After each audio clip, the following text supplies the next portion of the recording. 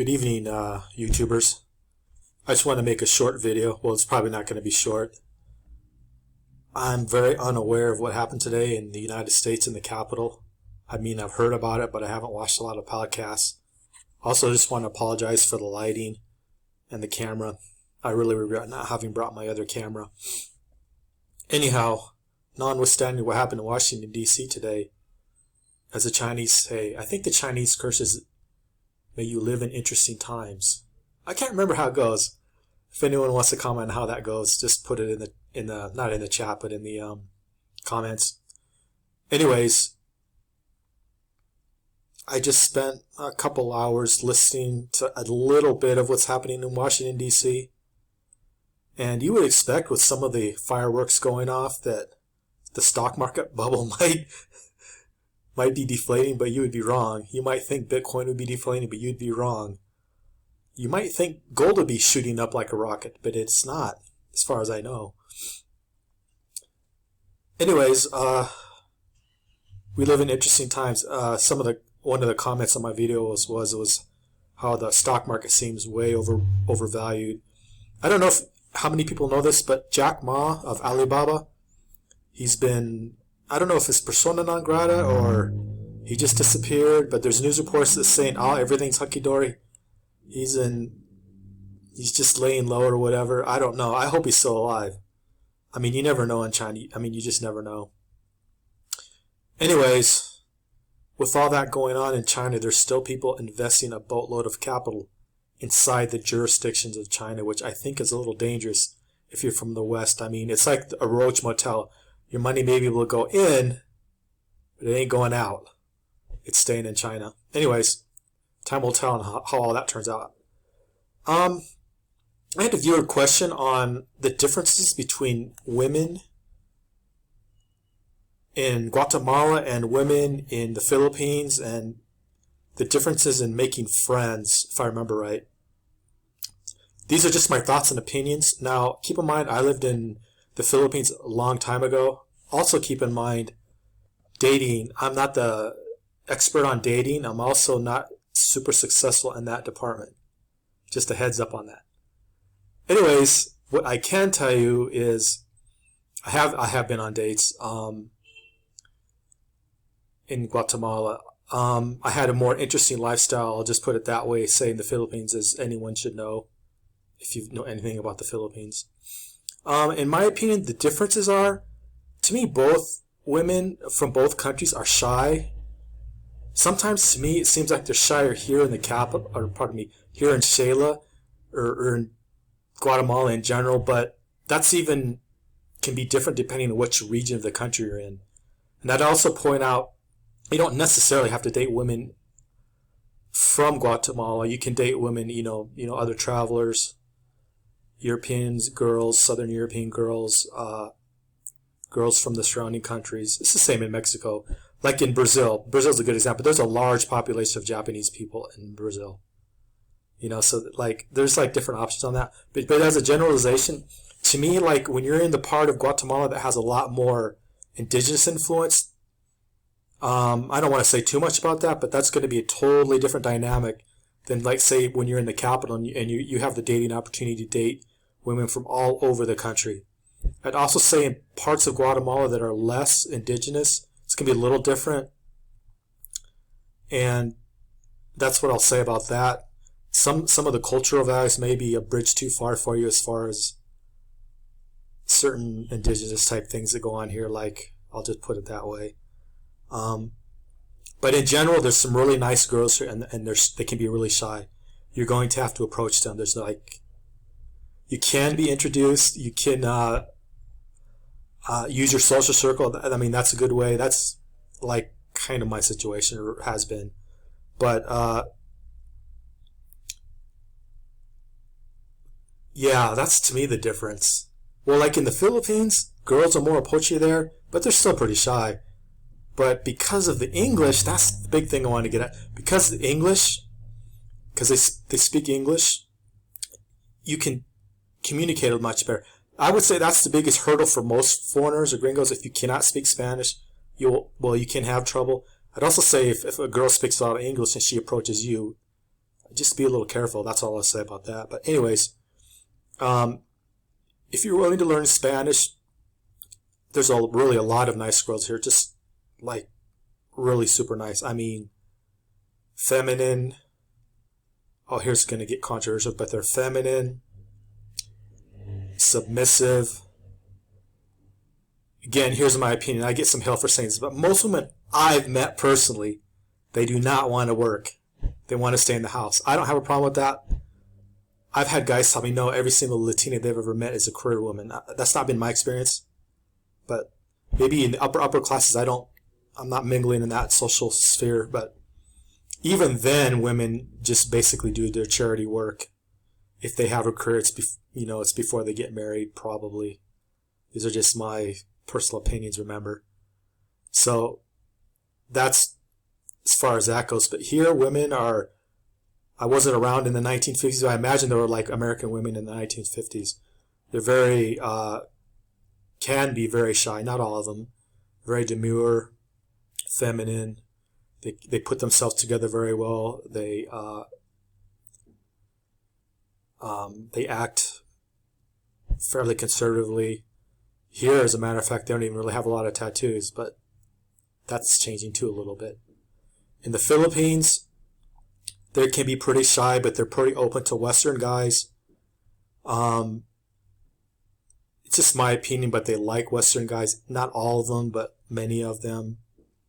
Because of the economic imbalance between you and the girl, keep that in mind when you're in the Philippines. That can create kind of a power dynamic.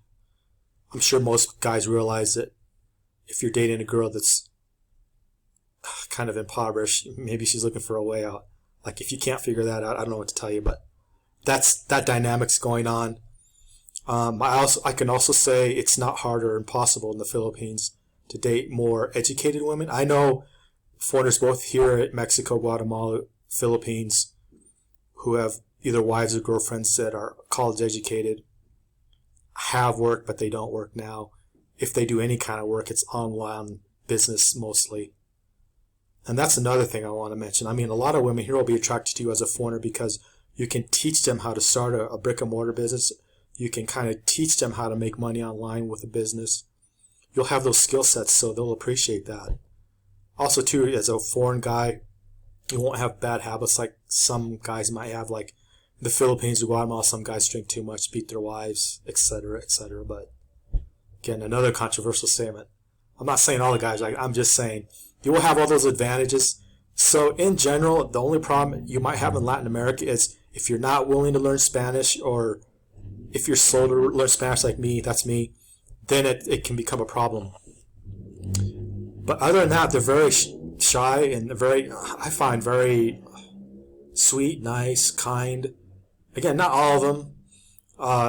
You can meet them in the coffee shops, the banks, shopping, the checker at the shopping thing. I don't usually shop in those markets too much. I usually stop at the market, but that's my opinion on that. Now, when it comes to like friendships, I personally am a shy person. It's harder for me to meet people, and part of that's because of the language barrier. Now, in the Philippines, I had a little bit of a different lifestyle there, but there's a lot of foreigners in both places you can reach out and make friends with. Making friends with Latin guys is probably easier here than, say, maybe in the Philippines. I could say that. But to me, you'll be very isolated if you can't learn Spanish fast. That's what I could say. Also, keep in mind, I'm projecting my own faults and misunderstandings and stuff like that. I know of both men and women who come here and learn Spanish in 6 months. I just have never had that kind of success learning English or learning Spanish. But what I can say is I learn more and more every day. I'll just say that. But in general, it can be pretty tough. But Spanish is one of the easier languages to learn if you take it serious and you study every day and you're out there trying to practice and whatnot. And that's a good way to meet women, is just practice your Spanish with them. That's a really excellent way to meet women. But that's what I think. I think they're kind of similar in many ways. They're just, I think because of the Spanish barrier, in my experience, they seem shy here. But I can tell you, a lot of women, they want to meet you. They'll your eyes will meet. They want to meet. They will be disappointed if you don't approach them. I'll put it that way. They're not all of them, but I'm just saying in general, they would like to meet you. They would like to practice their English or Spanish with you. I mean, that's been my experience. I also think women in the Philippines can be shy. They seem sometimes less shy, but it just depends. It just depends. I haven't been in the Philippines in a while. I'm planning to go there, not right this minute, but even if I wanted to go there, everything's, for Americans, they shut it down January 3rd. And then prior to that, they had it shut down. And, I don't like dwelling or beating a dead horse, although I do like beating a dead horse. But the more I hear, even today, it doesn't look like a lot of countries are going to do the good Christian thing and open up their economies. It looks like the Poles, politicians, bureaucrats, special interests are going to kind of destroy their economies or take advantage of the situation, buy up assets cheap, stuff like that. It's unfortunate, but it seems like the world has, not all the world, but some of the world's headed that way. The camera, I'm trying to adjust the camera. But anyways, that's just my opinions on that. And I wanted to make more comments and talk about what's happening in Washington, D.C. Other than one or two videos, I haven't really watched that much. I will say this. I am optimistic and bullish where other people aren't about the United States. I think we're getting closer and closer to the bankruptcy of the U.S., and I think that will lead to liberty. I fully understand how I could be wrong. Don't think I'm totally naive. I fully understand. It can go either way. I just prefer to be positive. But as more and more capital goes into legal ways of avoiding tax in the U.S., as more and more capital just leaves. By capital, I don't just mean money. I mean people and their skills and talents. The United States and Europe hasn't seen a drain, like a brain drain like they have recently. At least maybe not. Well, not that I've read. Like, I remember reading about the 70s brain drain in Britain, but we're seeing exciting things happen with Brexit. We're seeing exciting things, in my opinion, happening in the United States. I think we're going to see the bankruptcy of the government in my lifetime. I think that will lead to lower taxes and less, maybe not less regulations, but they won't be as effectively enforced. I don't think they're going to be able to effectively collect taxes easy as they used to could. I think things are kind of falling apart, and we're kind of seeing that reflected in the elections, elections in Georgia, the past presidential election. I think we're seeing it all over the world, frankly. I think we saw it with Brexit. I think we saw it with the yellow vests in Paris. I think we're seeing interesting developments in China, but we can't hear about them because they're very censored.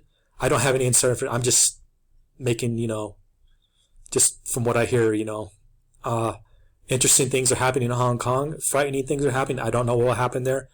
I hope everything works out well, but you might see a brain drain of the middle classes and the upper middle classes in Hong Kong. I'd imagine all the billionaires all have their second or third passports already. But for middle class people with $200,000 or $300,000 or a couple $1 million, I'm sure they're looking for a way out. And recently the UK said they were going to take a certain number. I don't know if that's true. I don't know the process, and I don't know how that will all unfold. But to me, I'd rather just be optimistic. But I think what we're seeing is a falling of the old establishment, like in World War I, where the old establishment fell and then the new one risen. Basically, the U.S. taking the mantle from Great Britain, and the U.S. being kind of the leader of the so-called free world. I think we're seeing something like that. Maybe not as dramatic, but we're seeing the U.S. and possibly China lose more and more influence over the world. We'll have to see. People think China's rising. I think they are, but I don't think it's going to be a guaranteed success for them. I don't think they're going to have any better time managing their empire than the U.S. has, or Great Britain for that matter. But especially in the U.S., there's more and more outflows. There's more and more inflation, monetary inflation. They're going to try to raise taxes. I'm not sure how effective it will be, but we'll see. There's going to be more and more ways to either legally or not so legally not pay tax. You're going to see people not cooperating more. And by that I mean cooperate with regulations, cooperate with paying tax. I think now you're starting to see more Republicans being red-pilled. I would say in the past you've seen like Democrats and libertarian types more red-pilled. But now you're starting to see it with kind of your average Republicans. But still there's a lot of Republicans, Democrats who still want the establishment to maintain control and power and all that. And I get it. But I don't think with all the new technology and with this recent crackdown, with this recent shutdown of the whole world economy with Corona, people all over the world are pissed off. They're angry about losing their livelihoods. I think there's a potential to see some change for the good. But don't think I think that's going to guaranteed. I also think there could be this could lead to like a kind of a dystopian nightmare. I'm speaking more to technology in a slower economy or a negative growing economy. I'm speaking that's a possibility. I just hope that, or my hope is that's not the case. I'm hoping that this new technology and more and more people around the world not cooperating, more and more people around the world seeing how they're kind of in the same boat and they can cooperate privately amongst themselves and trade and flourish and exchange ideas and find new ways to earn livings and make money. That will change things, and the elites are they're gonna have to learn to live with that. I don't think they can just put everyone in jail or, you know, they can shut the gates in the U.S. and keep people from leaving, but people are just leaving. They're just leaving with, you know, maybe in some cases with their clothes on their back, but we see multinational corporate, they don't pay much tax anymore. So you could expect to see that happen more and more with other people. Well, I'm going to set up an LLC. I'm going to set up some kind of offshore thingamajig. I'm going to start looking and see how royalties work and how they're taxed. I'm going to look and see how royalties can be kind of hidden in plain sight, et cetera, et cetera, et cetera. Anyways, I want to end this video on a positive note. I actually see the downside, don't get me wrong. But if you have a properly diversified, you know, residency, some money in different countries, etc., a few gold coins, whatever, some land or something in another country or whatever, you know, and a willingness to learn new skills to earn money in other places, that too, and just a willingness to leave, you'll do okay. Anyways, this is going to be my video for tonight. Sorry about the lighting in my computer. I'm just holding it in my hand. So anyways, like, share, subscribe, and leave a comment, please. Thank you.